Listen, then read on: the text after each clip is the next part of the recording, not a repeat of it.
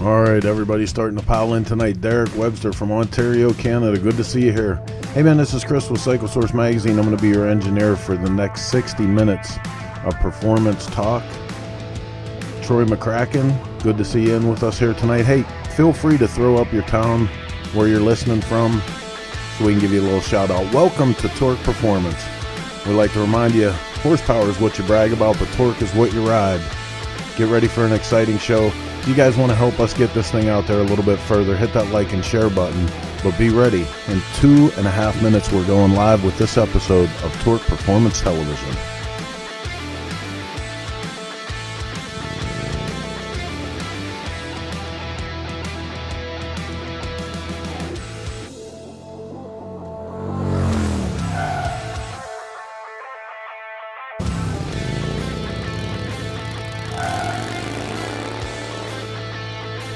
Steve, solid following on this, and we appreciate that.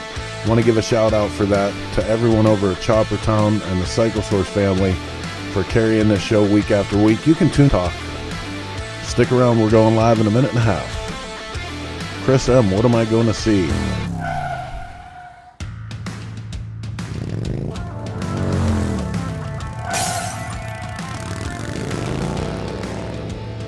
You mentioned that. We were just talking about it in pre-show. Jason, counting down the seconds now, but you still have time to grab a drink, kick back and relax and get ready for 60 minutes.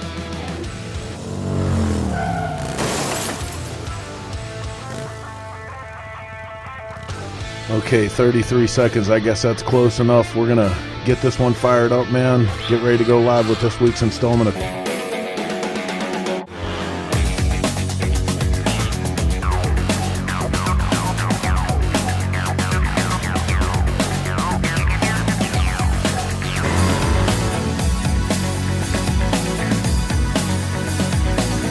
with my co-host, Mr. John O'Brien. How are you, sir? What's up? How are we doing today? You're a bachelor home this week, right? I am. I know my and ice cream Ubered in, and I didn't know you could do. Did you know you could Uber Eats ice cream? I did. It's like $20 though to order it in. Well, so by me it is anyway. It's very expensive. Last weekend, Nothing Stock Cam was at my house. Hey, when are we going for ice cream? And he goes, it'll be here in a minute. I don't even have to I had to get off my couch, and I felt like, dude, I have never felt like such a piece of human garbage more than that when I had to walk, 25 feet in it. I felt like such a schlub. So it wasn't like a Sunday or, like by me, Dairy Queen. You know what I mean? No, for me, I'm like, okay, you're going to be an absolute, you've got to get off the couch. So I've had quite the week. I'm sure you have too. Flyin Cole Freeman, he's going to be talking all about his upcoming Sturgis event and some of the things he's doing. He's working with a new charity that benefits. Some footage to show you. This was kind of how my week went. So let's show everybody how let's check it out. That's how my week has gone so far. So it's time for our 60-second news clip with Mr. Chris Callan and Torque Quick 60. Coast Bike Week creates exciting new experience for motorcycle racing fans. West Coast Bike Week, July 9th through the 18th. For those who love all things on two wheels, there's plenty of excitement for riders or the enthusiasts of all ages and experience levels.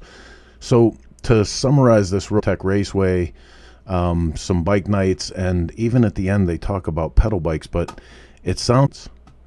And it all seems to coincide with some V-twin activity as well, which I think is cool. These new activations are good. A regular occurrence week after week now. This is coming in from 7 News.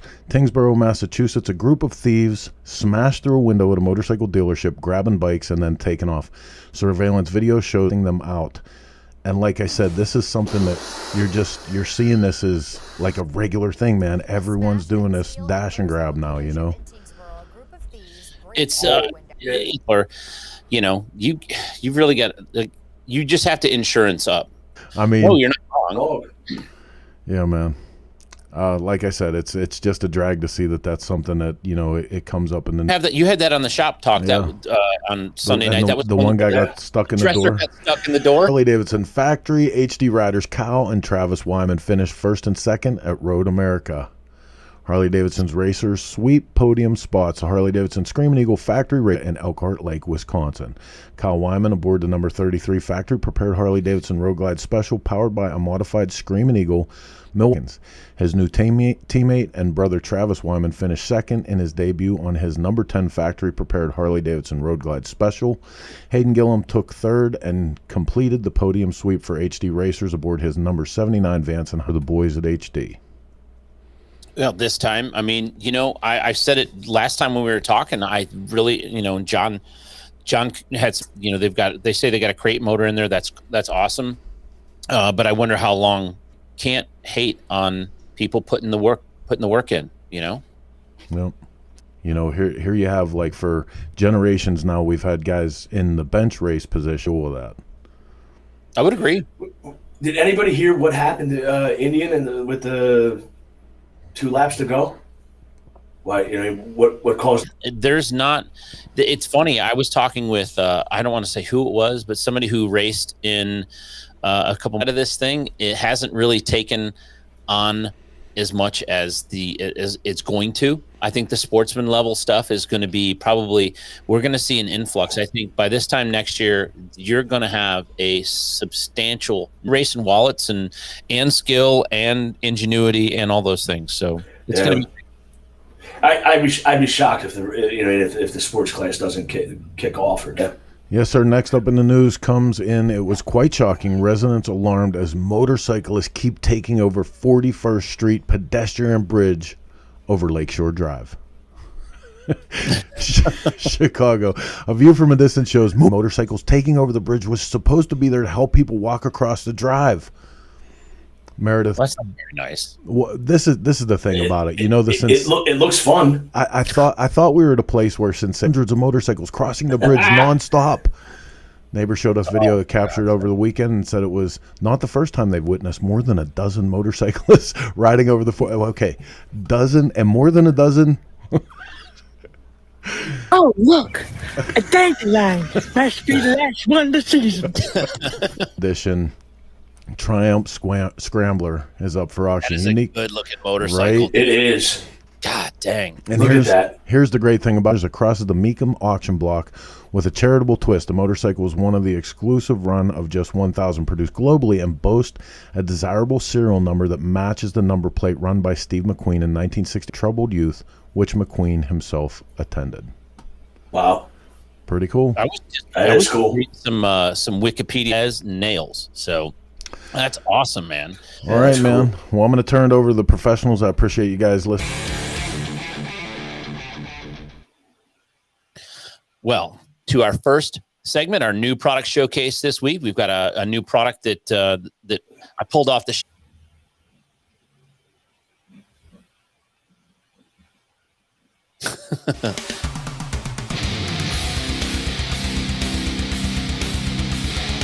I picked one of my favorite parts. This is a primary chain tensioner.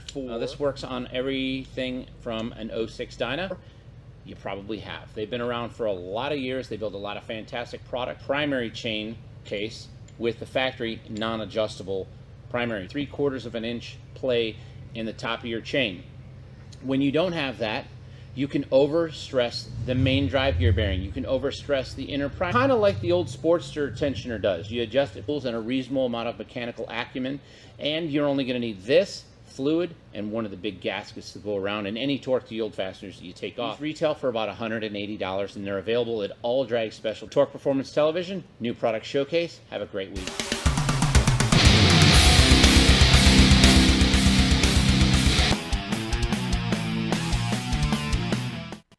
Hey guys, Mikkel here from Clockworks. Today I'm going to talk to you about a fantastic cleaning product that we offer. Kid, you're going to do a wax on, wax off, clean it with one side, flip it to the dry side. You'll have everybody knows us because of our fantastic Clockworks Flare windshields, but a lot of people didn't know that we also have a great cleaning product. Shine matte finish and also shine the gloss part as well as the windshield. and any chrome you have on the motorcycle.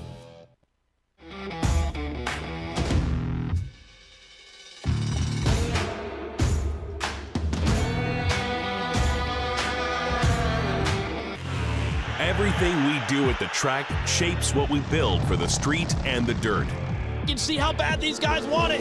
It's everything we do faster, more durable, and tested to a higher standard. For S&S, racing is the ultimate in proven performance, and we With my co-host, Mr. John O'Brien. So, John, we've got new racing sanctioning body and all of the new rules and all of the new. I mean, there's so many moving parts to this, and it's a lot of work. And you know, I went to Saddlemen a few weeks back, got to meet some of the riders, got to meet some of the team owners. And there are people throwing a lot of elbow grease at this. This is not just a money thing. Some of the guys that I talked to, he's kind of that's where the genesis of this came from. And I think it's time to bring him in. Oh, yeah. Let's talk to him. Let's see what Mr. Rob Buydos, how are you, sir? Hey, guys. How's it going? Thanks for having me on tonight. Thank you for coming. I appreciate it very much. You bet. So I want to, the first question that I have for a year and a half before anything ever was able to move. It was something I came up with, you know, based on the whole world of, started with the Dynas and FXRs and things, and then really morphed real quick into the baggers. And, you know, as you're watching them, and I think probably people have maybe swing arm, real raw components. It's not a traditional bike show winning thing. You know, it's something that's more, you know, utilitarian. And I say we're able to do that. Not that the performance segment hadn't been from what they're finding from going to the racetrack. I mean, when you're seeing guys on road glides and street glides in full road race. I mean, one of the things that, you know, John and I are involved in a lot of conversations, you know, in our bike shops about bikes. When we talked to Corey West and Patricia Fernandez, they said that those bikes were only a couple tenths off some of the off of the bike. And I'm not saying that they're, you know, a scalpel with the respect that it deserves, and you let it do what it does, and you let the torque work and stuff. You'll real innovation in there as well. The one I'm really the most successful classes maybe ever in road racing. They had huge crowds to watch it. They had big turnouts of participants at mid-90s at VR 1000, which, you know, was at a time when the technology from Kawasaki, Yamaha, and Ducati was really been raced hard until this event in this big twins class. And I just received a text from Roland Sands today, you know, on his Indian that they're putting together for it. They'll be filming and a lot of TV. NAMS, he's a designer of a lot of wiring harnesses and stuff these guys are going to, so that the bikes don't just randomly shut off because of all the CAN bus and all the different sensors and alarms and different things on them, anti-theft. But landmark class, never done in the history of this road racing, you know, kind of put the big twin Harley out on the track to represent and see where they're at. So that's going to be pretty badass. When you look at a super bike, all the safety wire that's on there, all the little provisions that are made to make sure that bike can go around the track. What's the biggest barrier to entry when you first conceive this idea and start moving forward with it? And it wasn't as much as we don't understand it. From that point on, they understood it completely. They had a visual guide to go by and said, that actually looks incredibly cool. You know, a bunch of sporties and things. I mean, it looks cool going around a racetrack, and it sounds even cooler. Rob, when did you add the Dyna and FXR class? I know we did that. Maybe didn't have the Ben Bostrom credentials and things like that. Brought that in at Daytona. Chris was down there and actually covered that for us. So from then on, and then, you know, obviously the Bagger GP, which, by the way, this is world. We are the first Bagger GP class that will have a pro purse to go along with our amazing trophies. Pro purse too. So the top three in that class are going home with some CASH. Wow, that just levels everything up to.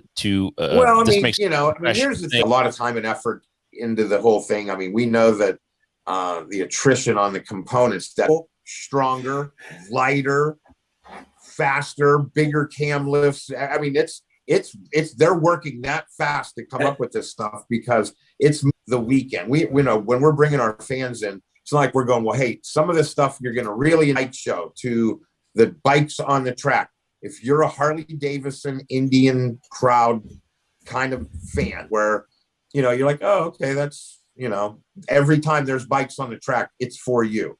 You will have known one. You will have ridden one, owned one. You may have ridden one there. And you definitely know somebody that owned one of those bikes. So one of the that's what things weekend's that gonna be. when people first started talking about the bagger racing, I thought it was the coolest thing I had heard, and I really did. And here was my analogy.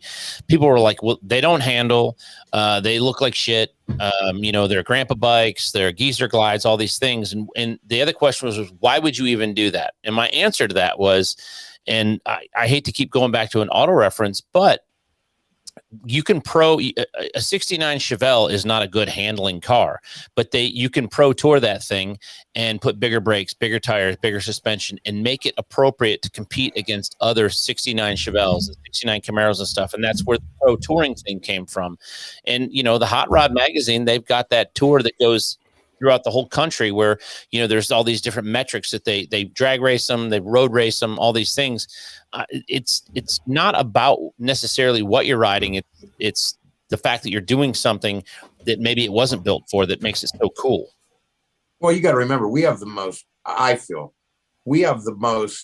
imaginative aftermarket in any of the recreational sports. I spend a lot of time in motocross, and definitely there was a period in the suspension era and when they were liquid cooling bikes, in the late 70s and early 80s, where technology was moving real fast. The last handful of years, they have electric start, a lot of aluminum.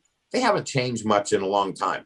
And the aftermarket's so handicapped, they adjust the suspension, they put a different exhaust. The Harley world, it needs every aftermarket component imagined to be able to accomplish this feat. And the aftermarket, like as I said, moves so fast, the suspension, the brakes, the motor, the ground clearance, the weight, the ergonomics of the bike, just all those things. And they're constantly evolving. Where do you see some of the bikes, the Bagger Racing League and the Bagger GP class? We have a pretty liberal rule package for that. Where do you see some of these bikes that are rolling out? This is just kind of to show you how the guys from Saddleman and Fueling and Trask and Alloy Art, Spy Fox, and on and on. I mean, where do you see these bikes? And this is the things that kills me about these guys. They're all being top secret right now, so we're not seeing as much as we'd like to. But I've been kind of privy to a little bit, and the thing I'm most excited about, these guys have really got into the paint booth. So they look amazing. Pistol Peach stuff is popping when you see it. Yeah. All his bikes are. All his bikes are like that. I mean, and these things are going to look fantastic going around the track. And then in the other classes and the guys from Speed Merchant, Brandon's bikes always are looking good, and Tony will be sweet on that. So, I mean, it just goes on and on and on how good this is going to be. We got a new guy signed up. I see Brian Shields right here in Youngstown, right where I live. Guy's down the street. He signed up. He's heading to Utah. He's doing something with with some veterans and homeless veterans, doing great things like that. And the guys at Hard Drive even helped him out. So, I mean, heck, good luck to him. So it's growing like that. Yeah. Rob, have you ever seen anything catch on quite like this? In all your years being involved in all types of different racing and all types of different. Have you ever seen something catch on this quick? Well, and the reason that I think it's really able to catch on is that the dealerships can provide all of the parts necessary. This is a lot of bolt together. The fabrication goes into making the triple clamps, making the aluminum swing arms, making the mid-mount controls. But these are parts that you buy. Drag Specialties, for instance, our title sponsor, They have a fat book. And I talk a lot of times to their buyers, and they're saying that companies are sending them. Remember when heat shields would have a scratch on it? And you'd send the thing back and you'd be out of your mind that your bike had a scar on the back of the heat shield. Now, not only do they not want heat shields, they want it with all the welds showing as emblazoned as they can. I mean, they want these things to look as raw and industrial and purpose-built. No more fluff, no more covers over a cover. They want these things lean, mean, and purpose-built. Yeah, I mean, when I was out there, I was the one thing I took away from that room, being out at Saddleman, when there were so many different bikes in there, is that everybody is not pulling from the same engineering pool. And what I mean by that is some people were trying to cut their bags short. Some people were rolling the bags. Some people were mounting them higher. Some people were mounting them lower. Some people were, I mean, all the different. The funny thing about that is the bearing designs and all that stuff. The primary is the thing that hits everybody. Yes. The bags don't even touch the ground. It's the primary. That's going to be the $1 million cure. The primary. Did you see the Indian Challenger has air scoops for their calipers on the front end? All that stuff. I mean, it's technology. You watch the have scoops. They're going to have he was dragging the air scoops for the. He was dragging the air scoops for the calipers. Oh yeah, I couldn't believe it. It was impressive. One of the analogies that really first on is imagine back in the real early 60s, you got guys from F1 from Europe coming over here and they meet Richard Petty and he's in a Dodge Charger. And they're like, well, what are you going to race? And he's like this. And they're like, no, our cars weigh 1,600 pounds and have, a few hundred horsepower. And, and you're driving basically a rental car. But once you got it figured out, things got a lot better. And you can race anything if everything's pretty close. Yeah, right? Pretty close. I said it earlier, horsepower, torque to weight ratio, and, the ingenuity, the brakes and the seat and the rider position and all those different pieces and parts all play well to make a homogeneous racing machine that works for one particular rider or another. And Rob's right. What they're putting on their bike is available to us 2-3 weeks later. Yeah. No, I mean, that was what I was looking forward to the most. Brake seat, before everyone's like, well, how many over do you have to go to 12 to 14 to 16 on the wiring? Pretty soon it's going to be how many under do you have to go, because they're going to be basically clip-ons on top of the bike. So your fly-by-wire is going to be like 10 under by the time, it goes into this market. Yeah. No, I think you're right. I think there's that going on. We're going to see. I'm excited about seeing more safety too. I know that sounds corny, but I'm looking at different technology for, making sure the riders are safe. Because people are going to push the envelope and people are going to go down, Better brakes, better suspension, more ground clearance, a better ergonomic package. So you're in a much more appropriate position to ride the bike aggressively rather than your hands feet in front of you and things like that. So this is going to develop a lot safer products because it's going to make the bikes that much more nimble, they'll brake quicker because they weigh lighter.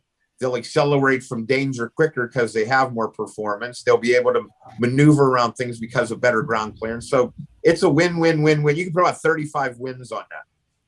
Yeah, and look at all of that trickle down engineering into the books like the Fat Book, to where they are going to be available at readily at any shop like mine or John's or anywhere local to anywhere where there's a drag dealer. That stuff's going to be in the catalog, and I'm excited for that because that's going to be. I tell everybody all the time, Rob, we're in the smallest $1 billion industry I can ever think of. Well, and it's always a moving target too, when it switches gears, you think about probably, and I can't speak to this wholeheartedly, but I bet the biggest big wheel bagger was about a 34-inch wheel. And in the blink of an eye, it went to 17. Yeah. Right. It went from 34 to 17. 17 is now the new cool wheel. And if you would have showed somebody a picture of a bike with 17 on it 8 months ago, before that, they would have been like, you're out of your mind. There's no way that's going to replace that. And here it has. And, so many of those bikes, it was so hard to ride them. And you could ride them because of the air suspension and get them up, but not the corner, the braking, the distance. These bikes are much better touring bikes as well. They work Absolutely good. They are. Yeah. Oh, without a doubt. If you improve the suspension, improve the handling, it's going to be a better touring bike. Do you think that, like we were talking last week about the Destroyer, the V-Rod Destroyer? Do you think that the factories, either Indian or Harley, is going to get to the point where there's race bikes coming out ready to go? You know how there's CVO bikes? Yeah. Yeah. there's going to be and if you could buy a flat track bike, Vance and Hines builds a flat track bike, 750 flat track Harley Davidson. I'm not exactly sure who builds Indians. Maybe they sell them themselves in a limited capacity, but I could see probably a $70,000-$80,000 race bike. And they'll be and I could see them both coming up with one. I think Harley's going to really have to take the motor out of their Pan American, the suspension, the frame technology, and that's going to be their, when they bagger out that bike, that'll be when you buy 150 horsepower Harley stock. Yeah, the Bronx, the 1250. The Pan American, the adventure bike. The Bronx that they were going to come out with that they canceled, I think is going to come out now. That's the Harley racing's catching on. Yeah, I think this is going to be. Well, they need to make it. They need to make it into a bagger. It doesn't matter if it comes out like a Street Fighter or something like that. I don't know if that's going to resonate. It has to come out in the bagger. And I think that they've seen a liquid cooled bike run at lower temperatures, a few things like that. So I think the faithful will be asking for it pretty soon after they see that why a single shock's better than two, why upside down fork, why oversized rotors. When they see it, they're like, no, I want that. Yeah. Yeah, I'm shocked they didn't put the V-Rod engine in another frame. The years that was out, I was every year I was like, they're going to do it. They're going to do it. And they never did. They had that little kit. Drag used to even sell it, and I've seen a couple of them. Other than the fuel capacity, they were pretty cool. I built one. I loved it. The V-Rod, the road rod. Road rod? The road rod, yeah.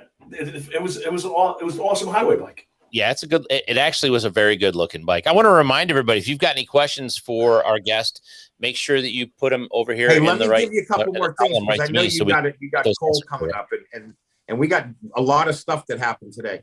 Our merchandise, we partnered up with I think one of the best guys in the game. If you guys have ever been out to Sturgis and you met Mike Maloney, he's a stand-up guy and he's got a big business going right now. And it's just really, really going well. And he partnered up, so we have merchandise. You can go on the website and check that out. And then some other people may or not see. We finally, there we go. Oh, look at that. Yeah, I was looking at that earlier. I want one of them camo hats. Oh, who doesn't? And then right, those are looking stuff. And then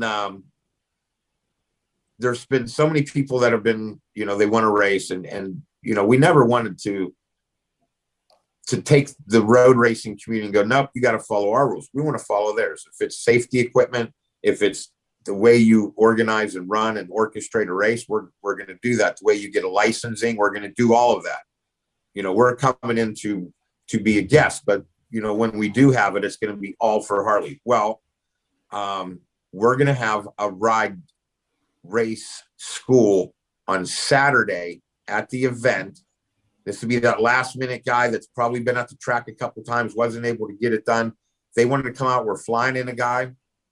He's going to be the sensei of the track. He'll get us all dialed in. So it's going to be, if you wanted to come out and get it dialed in, make sure you get a hold of the people there. Alex Mock will be the race director and get set up, because it's your last chance. You could come there, get certified, get your practice sessions in, get your thing, qualify up, and then race on Sunday. And I think that'd be pretty cool. And the classes that you can compete in would be hooligan, big twin, or pro stock bagger. Those would be the three classes that you would be eligible in doing that. And your bike would obviously have to pack no lights, no mirrors, no thing. The safety wire is necessary, but it's not nearly as intrusive as it once was way back in the day, surprisingly. It's really about 5 or 6 bolts anymore. Rob, did a lot of people reach out today with that announcement? I know I reposted it. I saw it everywhere. Sure. No, we had some people reach out today. The ceiling was 12. I think there's a couple more spots left. Okay. To get in. That's how many they can push through safely. Now, just because you sign up doesn't, you have to pass. That means you don't ride over your head. You know what you're doing. You have some road race skill. You can't just be like, I'm going to come in there, motocross, take dudes out. You're gone. The Alex and these guys are professionals. They're not putting anybody out there that should not be out there. Their safety is our number one concern. We never want to do anything to put anybody in harm's way. There's a couple other events that are part of the weekend in Salt Lake City. One of them is the Arlen Ness is having a custom motorcycle show, correct? And there's also a stunt. So not just Arlen Ness is having a show. We were pretty lucky. We got Corey Ness, Zach Ness, Tom Motzko from Dragon. Chris will know how nice of a deal that is to get him out of Spearfish. If I was Tom, I'd never leave Spearfish. I know he likes going to Daytona, and I know he rides around where he lives a lot, but he's coming out to judge it. And if I'm not mistaken, I have to check, but I think Jeff Holt's the other judge, and they're going to judge the show, and they have some great awards that they're putting together. We got Marshall Tucker, who is from LA Choppers, not the renowned country and Western star, but Marshall Tucker from LA Chopper, and Amanda from Icon, and they're going to be handling out the awards and things like that for. And then we have the stunt show that Daryl Bassani put together with guys, and we'll have a couple of those throughout the weekend. And that's going to be the gist of it: the bike shows, the stunt shows, the racing on the track, the vendor row, great food and beer, and I think they even have an liquor sales there at Salt Lake City. They do things right.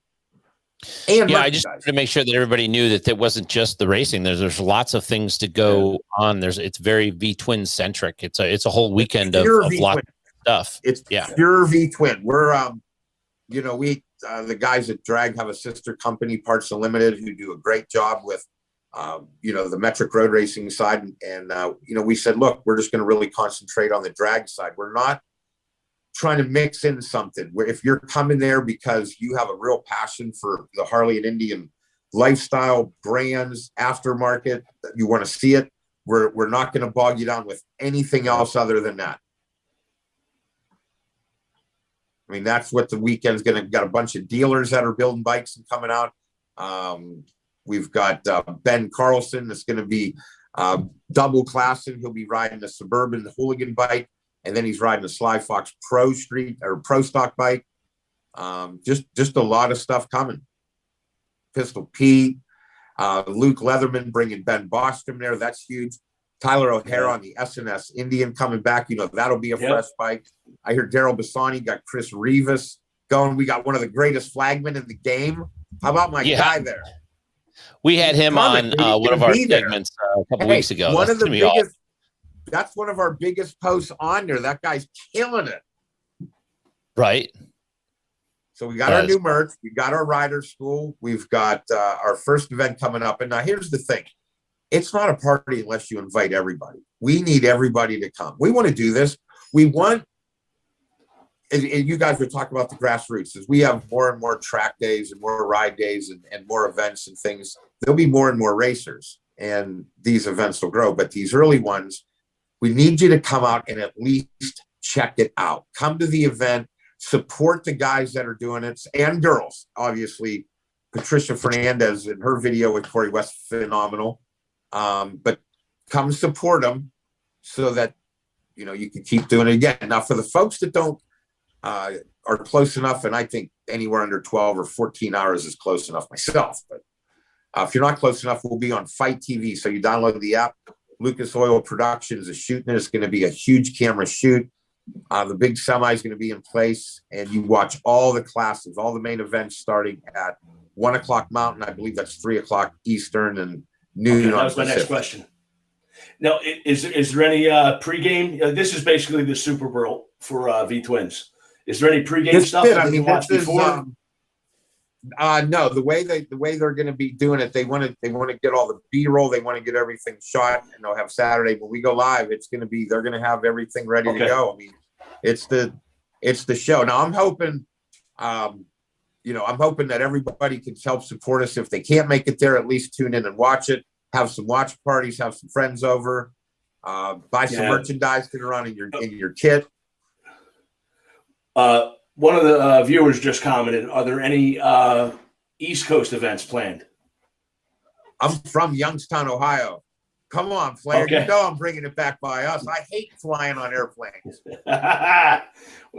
when are we looking? We definitely got some East Coast things planned. When we started this year, we were battling a lot of the lockdowns. We know we needed to go to some place that wasn't that had already opened up, and Salt Lake City had agreed to already be open when we started planning this, and we couldn't risk it that we were going to get, maybe closed down because of COVID or anything like that, and because of the space and because of how they were handling sport out in Utah, it was a natural fit for us. But yeah, we're definitely looking at growing the whole thing.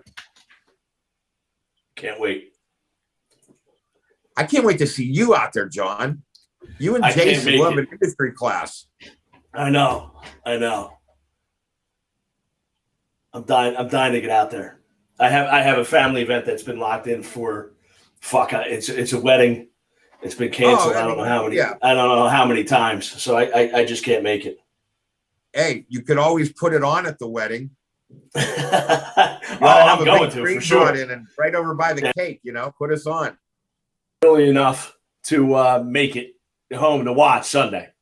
So the wedding Saturday. The thing is, here's the thing. Once and this is, once you buy it, you own it forever and ever and ever and ever. Yeah. So you could look at it later. You go to your friend's house, and you pop it in on the Roku, on the Fire. Boom, it's on the 80-inch TV. It's unbelievable. Yeah. And you own it forever. The first Moto Fight Club that we did, I have a friend of mine, no matter what party he's at, it's on. That's his.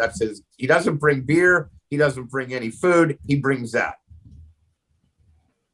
That's awesome. Be the best $14 you folks ever spent. That's awesome. Oh, without a doubt. And download the app.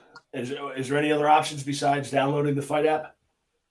Yeah, you download the app, and then it'll kind of walk you through it from there. Okay. But the folks out in California, NorCal, SoCal, Vegas, kind of Sturgis, I think it's about 8-9 hours away. Brian Clark's put together a big ride over. Right. It's great. You guys got the SHINE WERKS studio over at Bagger Racing League. We're going to have the SHINE WERKS studio too, where me and Villapoto and I'm sure Brian will be up there, and probably even Cargo will be calling some of the action by then. The dude's grown up so fast, he's already talking, I think. Now, who else is announcing with you? So we'll have Marshall Tucker and Amanda from Icon, and Amanda Sundavar, and they'll be handling a lot of the stunt shows. They'll be handling a lot of the bike shows, a lot of the information, a lot of the interviews on Vendors Row. So like when Jason's walking around, he'll be getting interviewed, coming up on stage. And Jason. Yes, sir. Be happy when you're there. I don't want to hear you're having a rough day. I want to hear you're having a Salt Lake City day. And I smiled that one right there. I want to see that. I don't want to see you sad. I don't like when you're having a rough and tough day. When did I have a rough and tough day? That was other than just now. Yeah, but I like when you're having. We're good, man. I'm looking forward to it more than you know. I'm Rob. If you give him ice cream, that's it. That's it. Yep. It solves the problem. Yep. Just a little bit of ice cream and I'm good. All right. So I'm just got to notice. I think we lost Rob. Yeah. Difficulties tonight. We're going to move on. That was Rob Buydos from the. Are we back? Are we back? Oh, there he is. Yep, there he is. All right. Back. Sorry about that. Yeah, we had a little tough technical difficulty there. No, we'll wrap up with you here. But I was just going to say I'm having a good day, and I'm going to have a good day. I'm going to have a good weekend all next weekend. I'm looking forward to it very much. So if you want that last minute license, we could do that. Merchandise is in stock. Don't forget about that. Tell a friend, come out to the event, be part of it, support the racers, support the companies that we have 33 sponsors that have got with us. And, we're beyond through the moon with the support from the industry. We're going to have a non-spec tire race. So we'll have Bridgestone, we'll have Continental, we'll have Dunlop, we'll have Metzler in the house. Tyler Porter will be there. You never know how this is going to play out. There's going to be win ads. I think Torque Magazine win ads are going to be, there's going to be numerous classes, a lot of opportunities for companies to brag it up how well they did. Well, good, man. I am looking forward to it. I'm super stoked. I'll be there on Friday, and I'll be sending pictures back to John because John's not going. Can't make it. This isn't going. I know. Devastated. You're gonna, but I'll give you a shout out on Fight if you tell me you're on. You got it. Definitely. Rob, I had a couple people ask if they want to get the live stream through Fight, how can they do that? They download the Fight app, FITE. Go on your app thing. Boom, it's there. Install it. It'll ask you a question. Do you like combat sports, wrestling, motorsports, like the motorsports? It'll come up. Boom, hit it, and we'll out your credit cards, just like doing Amazon. Awesome. Very good. Bagger Racing League on Instagram is just Bagger Racing League, all one word. Facebook is Bagger Racing League. And go to the website, baggerracingleague.com. Get yourself a hat, get yourself a shirt. Make sure you're supporting all of the hard work that everyone's doing. Camo hat, There's right? a lot of moving parts to this. What's that? You're getting the first camo hat, am I right? I hope so. I hope you're holding it for me. That and a couple of press credentials. All right. Oh, yeah, that sounds good. Yes, I will definitely be there. I will be haunting you between now and then, though. And I know you'll be busy, but I'll just send you text messages. That's all right. Well, listen, I know you guys are busy. Thank you for your time. Merch is up. The rider race school. If you guys, again, there's a couple spots left. There's heck, you can camp. You got stunt shows, tons of them. And I mean, Jason Poulin and Smash Stunts. I mean, what she got, like 1 million Instagram followers? At least. Yeah. Daryl Bassani doesn't fool around when he does something. You know, when he partners up, it's crazy the amount of juice that he can bring to something. So we're going to be, doing that. Then the Arlen Ness Custom Bike Show with Corey, Zach, Tom Motzko, and the V-Twin Visionary walking around putting down. And these awards are like best paint. Like, it's a real hardcore show. These guys are going to let you know what they think is the future of custom bikes. And I can't wait to see some of the things that show up. And it's free to enter. Kids under 12 are free. And this is the best part. If I was going to the thing, when you pull up and enter the Arlen Ness Custom Bike Show, you have the best VIP parking spot all day long. Absolutely. Absolutely. I would for sure enter just for that. Where's your bike? Right there. Yeah, it's a show bike. They're all show bikes. Rob, I do appreciate it. I'm going to let you spend the evening with your family. We're going to move on to the next segment, and I will see you next Friday with bells on. Take it easy, Jason. Thank you, John. It's always a pleasure. I can't wait to see how much ass you kicked at the Buffalo Chip, because we'll be there, because the BRL is the Grand Marshal of the Legends ride this year. So you'll see Luke Leatherman, Robbie Lane, Alex Fox is going to be there. Corey and Zach have built the bikes for them, so they're going to be there. You never know. Probably the Nick Trask Turbo bikes will be there. You never know what with Nick bringing turbos. You don't know how many he'll have. Right on. Without a doubt. All right, Rob. You have a good evening, sir. I appreciate it very much, and we will see you very soon. Come on, you millions of listeners. Get out to the races. We're back, people. We're back. All right. That was Rob Buydos from the Bagger Racing League. Check him out on Instagram on Bagger Racing League. And we will be right back in the SHINE WERKS studio with our next guest right after this.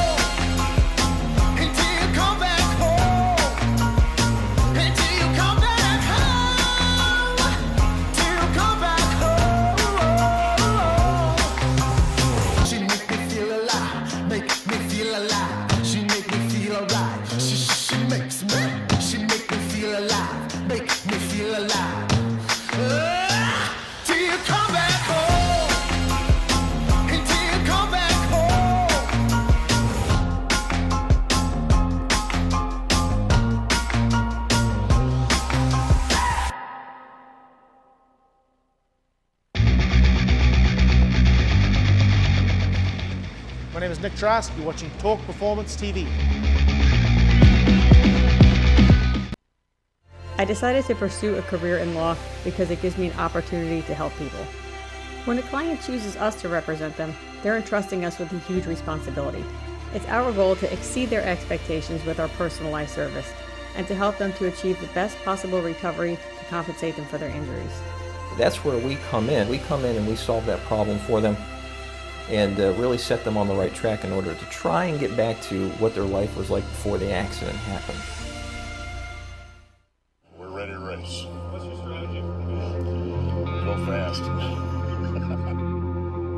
The Fueling name has been associated with racing and high-performance engines since 1974, when founder Jim Fueling started fueling the flames. From Daytona to Monaco, from the Bonneville Salt Flats to the Indy 500. Fueling is here to compete. Look for the Flying Pig to run up front this year with pilot Ben Bosco. Fueling. No bullshit, just performance.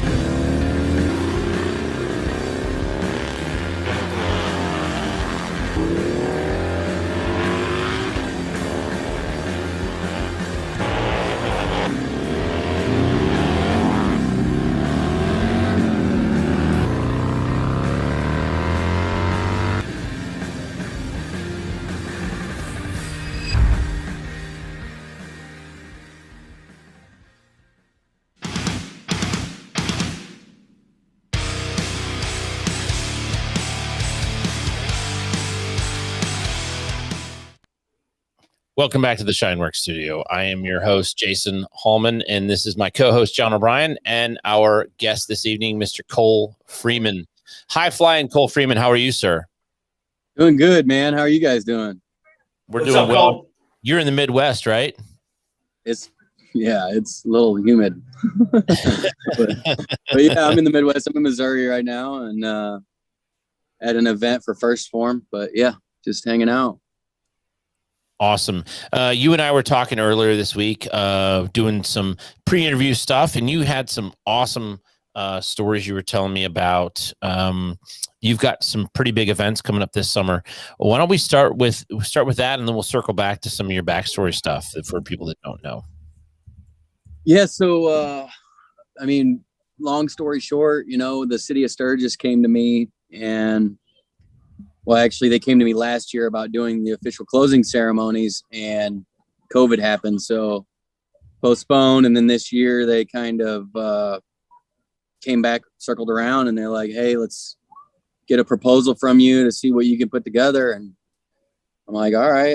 This kind of works for me because I want to start doing my own events and basically doing them to raise money for a good cause, which I used to be a firefighter paramedic, lost my job because of an accident up in Sturgis. And with that being said, I teamed up with a charity out of St. Louis called Responder Rescue that helps out first responders that have either died in the line of duty or lost their job and need help financially to feed their family. So I teamed up with them, and we're going to go ahead and do an official block party. It's Cole Freeman's American Daredevil block party, and we're gonna basically shut down Main Street, Sturgis, and Harley Davidson Way from 11 to 4. We're gonna do a VIP luncheon with Sugar Fire. They're gonna feed everybody. Everybody that comes through the door, it's $100. They get an entry to win a motorcycle that we're giving away, and then they get a T-shirt designed by Darren McKeague, a poster designed by Darren McKeague, the food, and some other good stuff. So and looking forward to it. A brand new motorcycle, right? Yeah. We're going to custom build the bike to be badass. It's not going to be, just a normal motorcycle.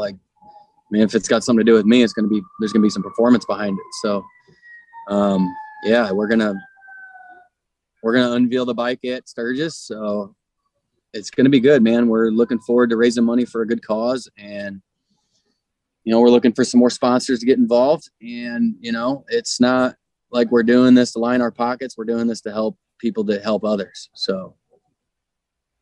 Well, that's some of the best stuff you can do. Real quick, we got a viewer asking, what is First Form? First Form is a supplement company out of St. Louis, Missouri.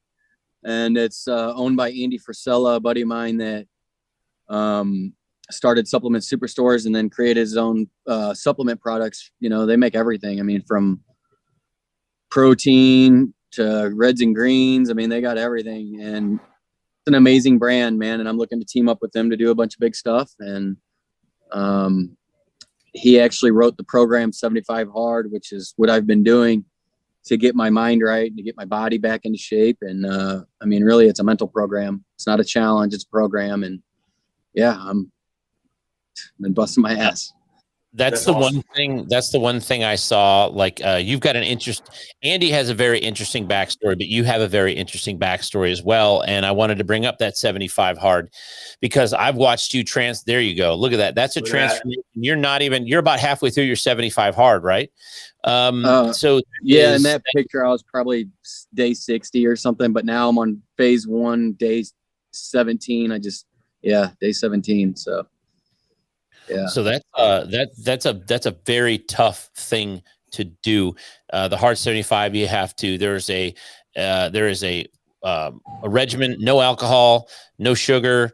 You read a book, a non-fiction novel, 10 pages a day, right? You've got to work out. Part of your workout has to be outdoors. You should try it, John. 2 workouts, 1 outdoors. Yeah, man. You could look like that. No alcohol. That's easy for me. I don't drink. Yeah, the sugar. Dude, the fucking ice cream kills me this time of year with the humidity and the heat. The ice cream's my go-to. You'd be surprised at what you can accomplish if you just take it one day at a time, my friend. I was in the same boat as you. I was like, fuck that. I don't want to do this. Like, yeah. Dude, and I literally, my dog died, got hit by an 18-wheeler, and I woke up the next morning and I just took off running. I ran 4 miles. Oh, no shit. I can't run. About the dog. Blown out knee, dude. I got a torn ACL, MCL, LCL, meniscus. Like, running's not good on my knee, but I went and I just like blocked everything out. I went. I got home and I was like, well, I was 50 minutes. I might as well just start 75 Hard. You know, like why? Wow. And it's just how it happened. And man, I don't know. I'm day 90 something now, and 5-minute cold showers, like all of it. It's really helped me a lot. And it's not a physical program. It's not to get yourself in shape. It's to get your mind in shape. And the cherry on top is physical aspect of it. We've seen you in the last couple of years jump over several different things and seen you fall off the end of a ramp and seen you almost wreck and not wreck. And what is it that drives somebody to actually do what you do? Because I mean, when you're a little kid and you jump your BMX bike, that's one thing, but you're jumping large objects on another large object that could potentially cause great bodily harm.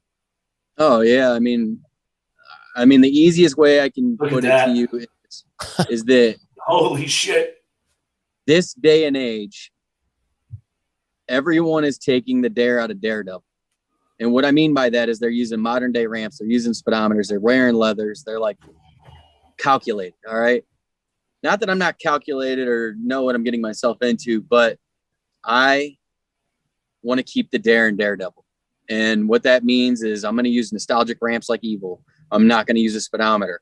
I'm not wearing leathers. I'm wearing a suit jacket. Like, I'm trying to keep the thrill alive. I'm going to fucking crash. I am going to get hurt. It is part of my job. I know it's going to happen, but the longer I can prevent it from happening, the better, obviously. But I want these people to realize that I'm chasing the American dream still, and it's still alive. It's still out there, but you have to work your ass off for it. It's not just going to be given to you. Yeah. And with that being said, we are in a time that we need another Evel Knievel. And I'm not trying to be Evel Knievel. I'm just trying to keep his legacy alive while building my own. And that being said, my mindset, I know that I will be the world's greatest daredevil to ever live. I know that. It's in my mind. I manifest on it, and it's already happening. I mean, there's nobody else in the world that jumps a rogue glide. Nobody's ever done it. So how do you go and not ride Evel Knievel's coattails? You jump a fucking bagger. Excuse my language, but right. You jump a bagger, dude. Like, who else has done that? Nobody. You know, nobody's dumb enough to do it. Like, that's why I did it. Like, shock factor. Like, I have to show the world what I'm capable of. And yeah, I've messed up. I've crashed. I've had I've broke my back twice. I had a heart attack at 32 years old. Like, I blew my knee out in Sturgis, lost my firefighter career, thought my life was over. And really, it was just an opportunity for my life just to begin. Like, really, like, I was literally thinking my life was over. And really, in all reality, it was just God putting me on the right path that I needed to be on. And I was refusing to do it on my own. So he forced me in a different area, man. That's what happened. Cole, real quick, we have a viewer asking if there's any canyon jumps coming up in the future. For the right amount of money, yeah, I'll do anything. And the road glide jump with the ramp at the end. I watched that probably 500 times, at least 500 fucking times. I appreciate the views. It was, you know what I mean? It was impressive. Did you figure out what caused that? Oh, fuck yeah, I knew right away. No, when you landed, you knew that happened. Oh yeah, so we had a 14-mile-an-hour headwind all day long, 14 mile an hour blowing in my face. All right, I got to go 3 mile an hour faster. Not that I'm using a speedometer, can't even see it. It's behind my freaking T-bars. So I'm like trying to get my speed dialed in. I got it. I'm good. We're good. Here we go. Halfway up the ramp, flag stopped blowing. Shot's already fired, dude. I already pulled the trigger. It was out. Can't let off the gas, you know? So no wind. Now I'm going 3 mile an hour too fast. Well, that 3 mile an hour sent me 100 feet. I was only supposed to go like 65.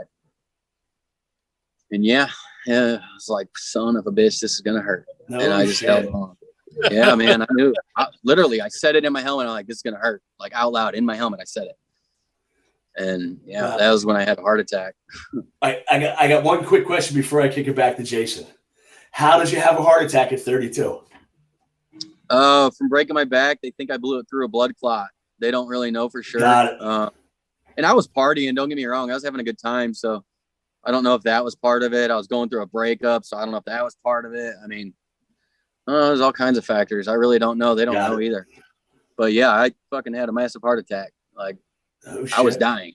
I was in my dad's truck. I'm like, this is it, man. Sorry. I'm going. Wow. I'm not going to make it.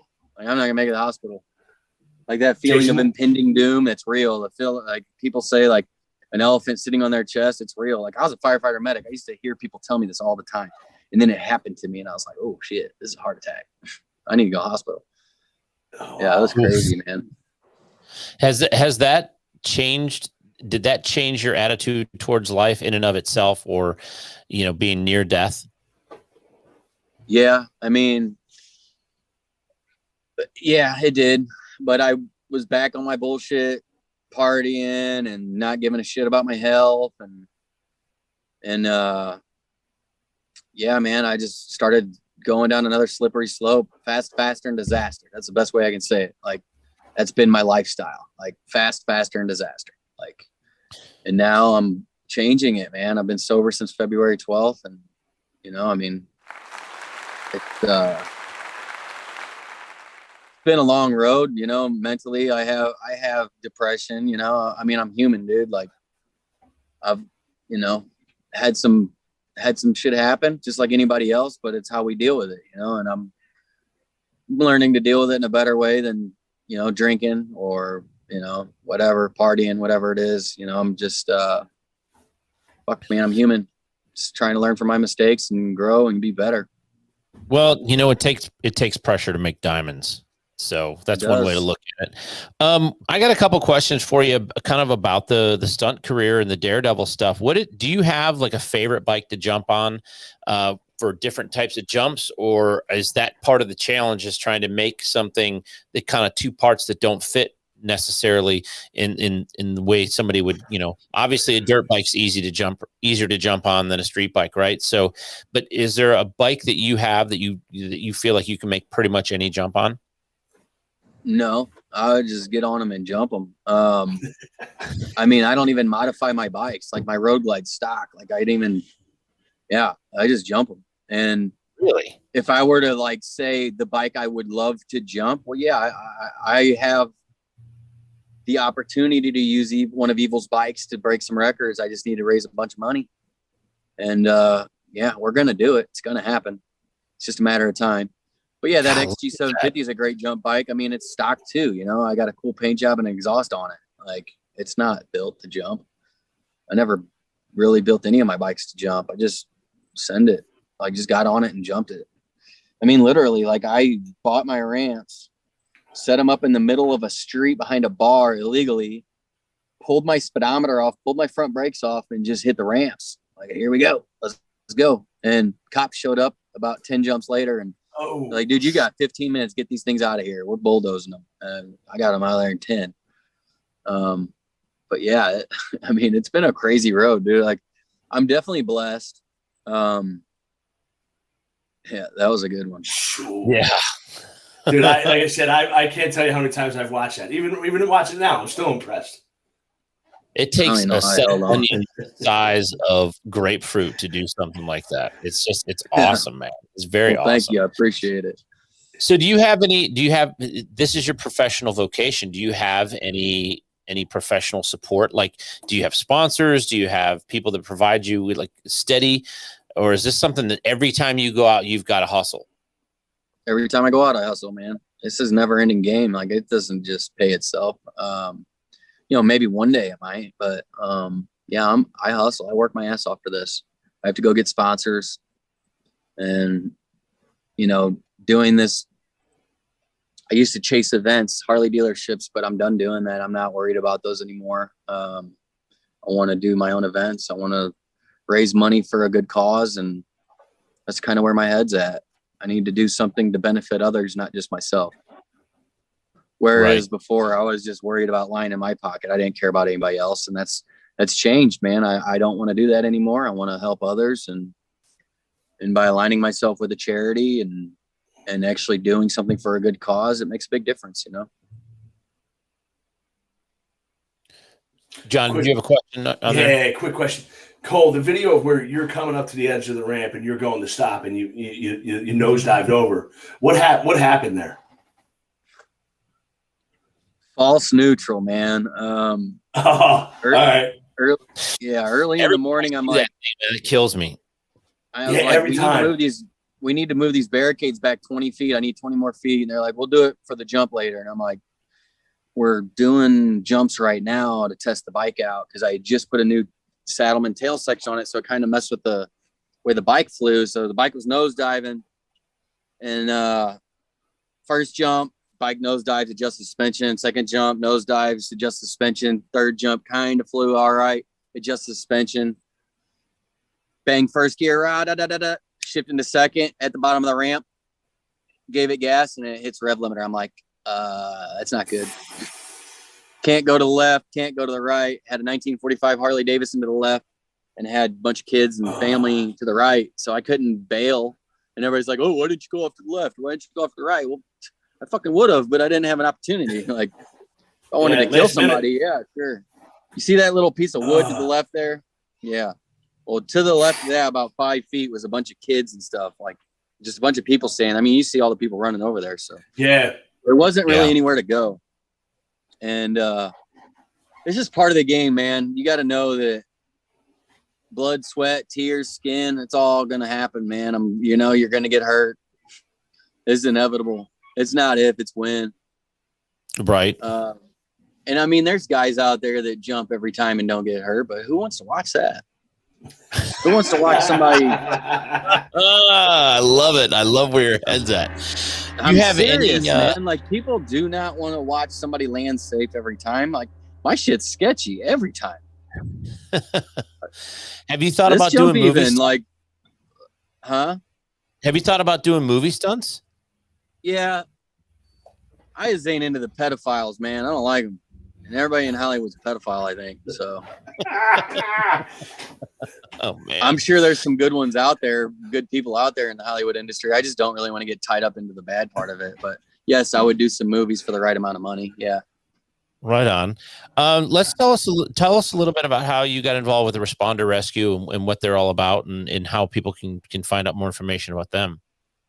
Yeah, I was a firefighter medic for 6 years out of St. Louis, and I got hurt in Sturgis and lost my career, but I had known Pat Byrne for probably since I was 12 years old, 13 years old. I went to high school with his daughter, and he was a captain at Riverview, and I was going through all my training. I started working up in North County, and I was seeing him a lot. And while I was going through medic school, I did a couple of stunt shows for his charity that he was just starting. So it just kind of started like that. And, you know, they're out there doing a good thing, helping families that need the help. And that's why I'm like, you know what, this is who I want to align myself with. And I know that they're doing good stuff with the money. It's not being spent on stupid shit. And, you know, they're actually helping people. So.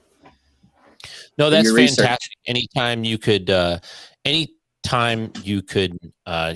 give a little of yourself to somebody else and ask nothing in return, it's always a good thing to do. So when we were looking through all the pictures and stuff, you've got a chopper that you do stunts on as well, don't you? Where everybody else is doing wheelies on Dynas and FXRs, you're out there in a rigid chopper scraping that thing on the back. Look at that. That is an awesome picture. Yeah.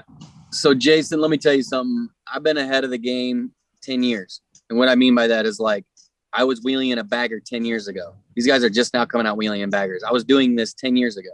I was circle wheeling a full dresser in 2015. And I saw all these guys getting on baggers. I'm like, guess what? I got to evolve. I got to change the game again. Get a chopper, wheelie a chopper. It's a freaking panhead wishbone frame with a shovel head motor in it. It's a badass bike, dude. Like, that thing is a rattle trap.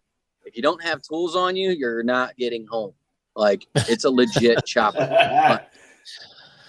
That's awesome. And I got bare knuckle right now, rebuilding it, putting a badass front end on it. And like, this S&S sent me some parts for the motor. We got a new top end on it. Like, that thing's going to be a ripper. I can't wait. I'm so excited to ride that thing again. I love riding that bike. How many motorcycles do you currently have right now in your stable? I had 14. I just sold 2 last week. So, I think 14, some 12 now or something like that. He's got us beat, John. I know someone else. They all serve a 14 purpose. motorcycles. They all serve a purpose. Every one of them has been beat on. Right. Hey, so somebody was asking if the jump was inspired by Yellow Wolf. Is there a correlation between Yellow Wolf and something that you've done? Oh yeah. Yep. So funny story. So I was Yellow Wolf's a good friend of mine, and I called them and I'm like, hey man, my first public jump's in 2 days. They just called me. Not getting paid very much, but I got to do this. And he's like, we're coming. We're going to film it. We're going to make a documentary on it. Like, all right, well, if I'm feeling good, I'm going to jump that road glide. And he's like, he didn't hear if I'm feeling good. He just heard jumping a bagger. So he gets on Instagram to 680,000 followers. He's like, Cole Freeman's jumping a bagger. Shit, I'm jumping a bagger, I guess, you know? And we had 24-mile-an-hour crosswind that day right there. Yeah, snakeskin boots, 24-mile-an-hour crosswind. You're not supposed to jump over 12 mile an hour. I do it. There's people, they showed up to watch me jump. I'm going. That thing is wicked. I just noticed you do have snakeskin boots on. That's awesome. Yeah, so what are some of your long-term goals, like specific? I mean, I know you want to keep the dare and daredevil and you want to push the envelope, but what are some specific things that I want to do X, Y, or Z, so we can put it out there and hold you to it and try to help you achieve some of that if we can? It's not what I want to do. It's what I'm going to do. And what I'm going to do, I'm going to jump the Great Wall of China on a road glide. I'm going to break world records on Evel Knievel's bike. So I want to jump 3 helicopters with the blades spinning. I want to jump over 56 smashed cars. I want to jump over 15 Mack trucks. So those are all records to be beaten and brought back under Evel's name. So that's the goal. It's going to happen. Just need to raise some money, man.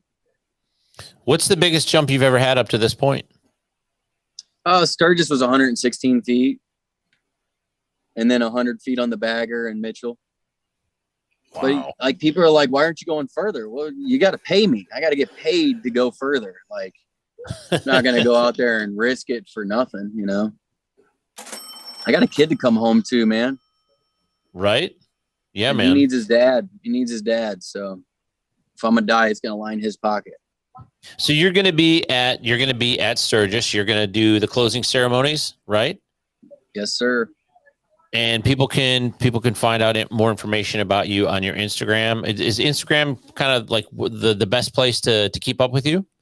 Instagram, Facebook, Twitter, TikTok, all Cole Freeman. And you can go to AmericanDaredevilBlockParty.com and order tickets right now, or go to the link in my bio on Instagram. I mean, this is happening. Like, we're doing this. This is a huge opportunity for myself and the city of Sturgis to do the first official closing ceremony. So I'm looking forward to it, man. It's a big deal. And every bit of money that we're raising, we're using it for good cause. It's not, like I said, like, this is to raise money for a good cause. And if somebody wanted to book you for an event, they could also do that as well, right? Oh yeah. Yeah, we'll still do some shows. Yeah, if you go on the website, you can request a booking fee. You know, we'll give you all the information. You can hit up Jason Paul Michaels. I got him back in the motorcycle industry. He's working with me. I'm sure you guys know who that is. I used to own Standard Motorcycle Company out of Orlando. Great person. Jason's an amazing dude. And he's just really the person I've been trying to align myself with for the last 6 years. We've been trying to work together, and it just didn't work out. And I finally talked him into getting back into the motorcycle industry, and now he's working with me. So awesome. Looking forward to having him on my team. Well, that's good, man. So the last question I have for you, do you have any bucket list stuff on there other than the jumps you're talking about?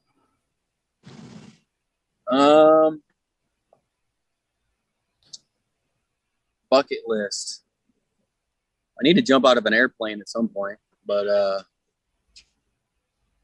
I'm worried that I'll be so addicted to it that I wouldn't stop. Yeah, because I'm one of those people, like, being in this industry is not easy because you get these highs and these lows. And what I mean by that is, like, you get this adrenaline rush and it's good for a week and then gone and you're down. When I say down, I mean, so I was talking about the depression. It's not easy. But do you feed off the adrenaline or do you feed off the accolade? Both, all of it. The kids more than anything, man. The look in their eyes, it's amazing, man. Like, seeing the look on their face is just, it's priceless. Well, cool, man. I appreciate you spending some time with us this evening, and everybody needs to go to AmericanDaredevilBlockParty.com and get some information about Cole Freeman and his jump here in Sturgis. And Cole, we appreciate all the work that you're doing with the rescue, the responder rescue, and we look forward to seeing you in Sturgis. I appreciate it, man. Thank you, guys, and I appreciate you guys having me on the show, man. Let's talk Thanks for after. being on, Cole. All right, you guys be good. Thanks. All right. When we come back from our tech segment, we're going to go right into From the Gram. We'll be right back at the SHINE WERKS studio.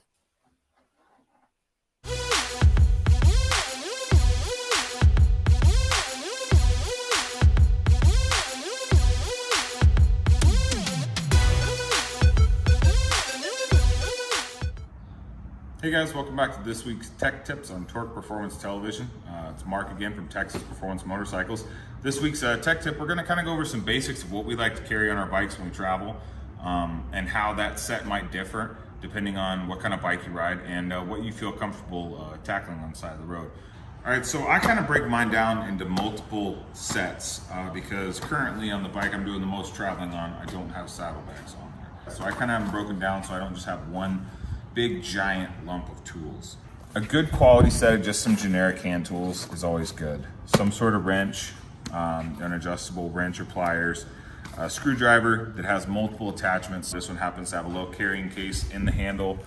So I've got some Torx bits, some Allen bits, flathead screwdrivers, Phillips screwdrivers. A couple of adjustable wrenches are always great to have. A ratchet, if not more than one, and a good set. I like to carry ratcheting wrenches just because it kind of two birds, one stone.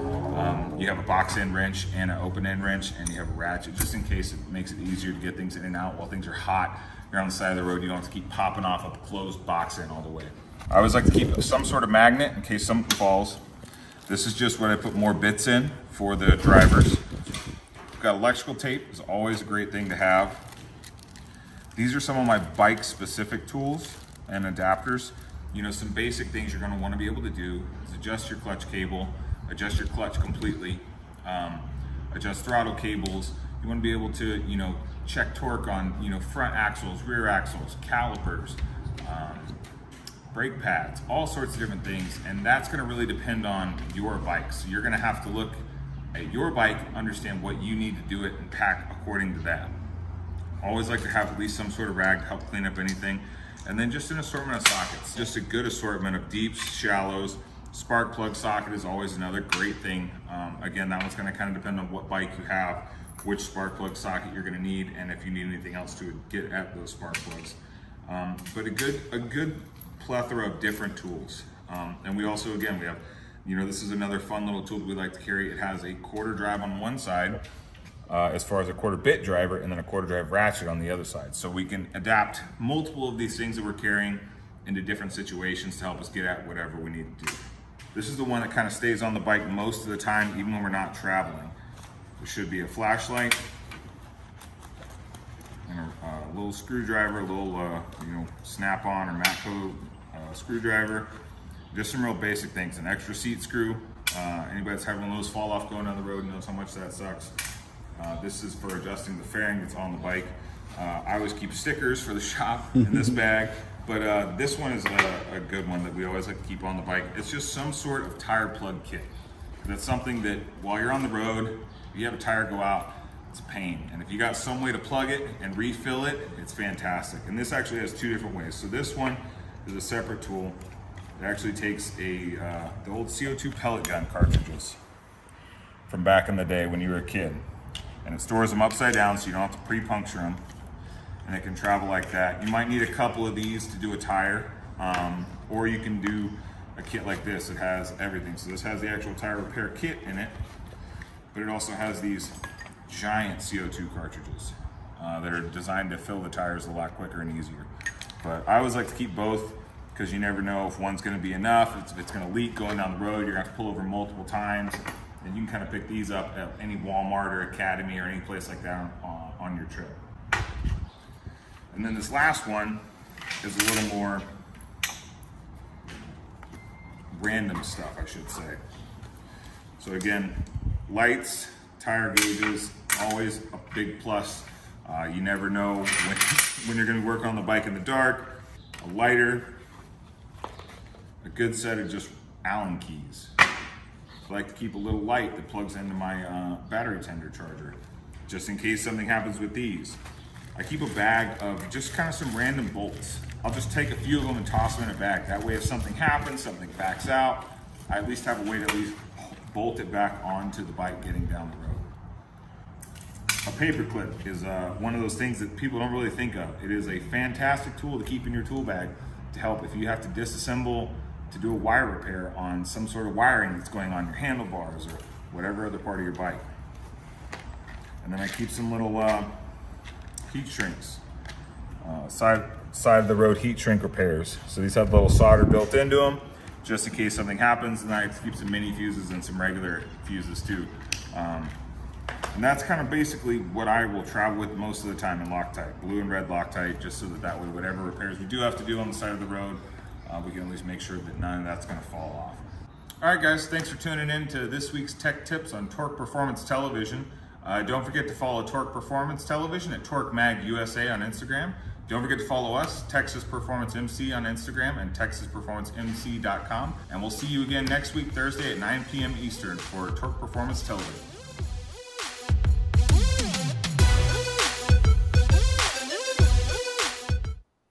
Mark always makes me feel so inadequate. I mean, even his roadside tool kit is more thorough than mine. His explanation is thorough, everything. I mean, that was impressive. I'm sitting here watching that thing. I go, my bike, that's why I own a trailer. I just put my bike right in the trailer. Maybe it's because I'm getting old. Maybe it's because I'm turning into a crud mudgeon. But I want to thank Mark at Texas Performance MC because he brings it every week. He puts a lot of work into that, and I really, really appreciate that. That's actually a 2-part, and we'll have the next part on a corresponding, like maybe next week we'll run the second the second piece of that. But anybody that wants to see these videos in their entirety, they are on our YouTube channel, so you can always rewatch any of the stuff that we show here on Torque Performance Television. Our final segment for the evening. We find that we've made it to the end of our 8th episode, and instead of having 3 videos tonight, we have 4 videos tonight. We shared too many this week. I don't even know which ones made the cut, which ones didn't. So the ones that made the cut, you're gonna dig. The first 2 are actually the same person that posted, but one of them is the bike doing something, and the other one is a point of view from the rider's point of view. So, without further ado, I give you From the Gram.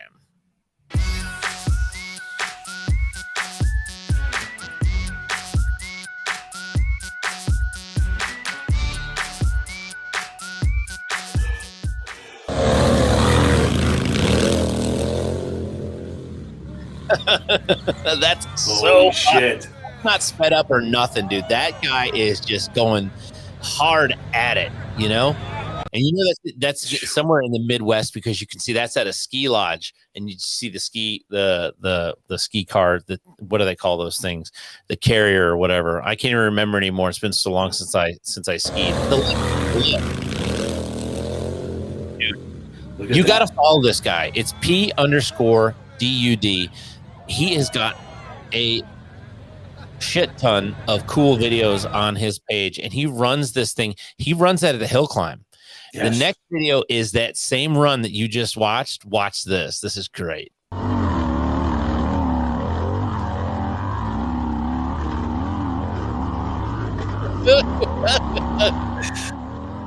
God dang, that is awesome, dude. That dude is that thing's got some torque. It does have some torque, dude. And that dude he's going hard at it. Look at that. That dude can ride that thing. Oh, he can. Dude, I am so excited about all the digging we're doing to find people racing baggers, people racing on dirt, people hill climbing Harleys. I've seen several hill climb Harley videos lately. It's pretty awesome. So, this third video, dude, this one is, have you ever seen somebody do something and you know it's not right, but you don't care, you just want to see him, you want to see it go all the way? This one, dude, this thing right here, he almost had it. I call this almost got away with it too.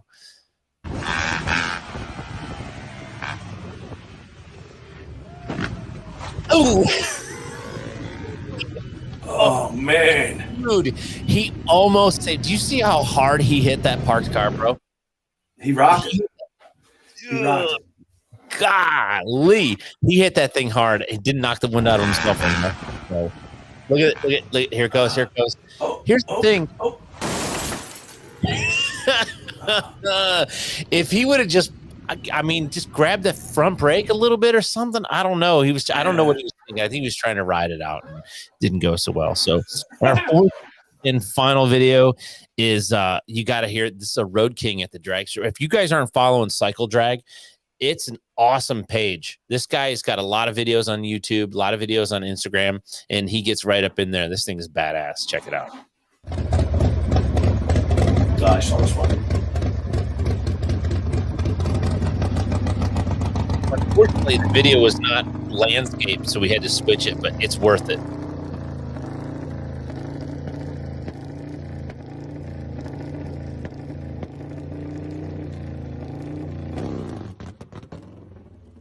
Jesus. Dude, that thing is making some torque. He backs it up and he runs it, but you can see it'll pull the front wheel right off the ground and carry it a little bit. This thing's got some balls. Listen to that thing, John. Yeah.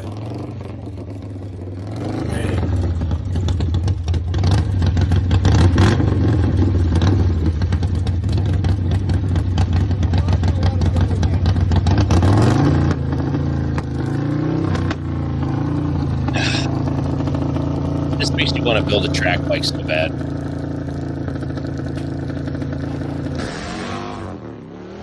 Whoa. Dude, that thing gets down, son. Well, if you were to build a track bike, what would you build? I would probably try to build a dyno. I would strap the front end down a little bit, extend the swing arm maybe a little bit, but I would really like to do that. Or we got that Sportster that we have in the back, that 1998 1200S Sportster with the dual plug heads. I think that would be cool too. Probably. Yeah, that thing would rip. Yeah. Well, we did it, buddy. We've got our 8th episode under our belt. Yes. Listen, you guys, support us. Go to hardcorecycles.com.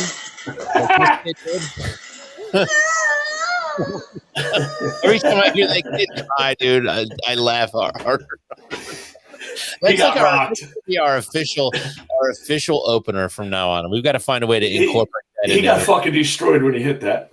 Dude, and you know what's funny is he was probably thinking, man, this thing is really fast. And then he hit that. I'm making this turn. Fuck, I'm not making this turn.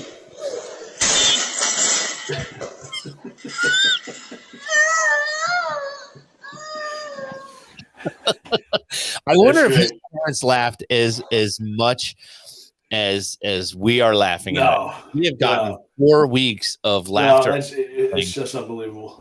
My dad would have been laughing his ass off if that. Without a doubt.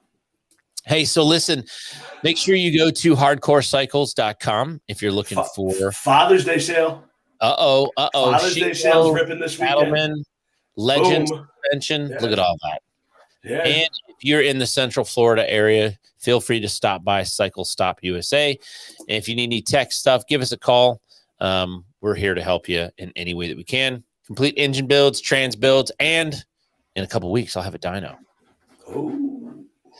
All right, man. So, listen, next week, Bagger Racing League in Salt Lake City. I'll be there. John won't.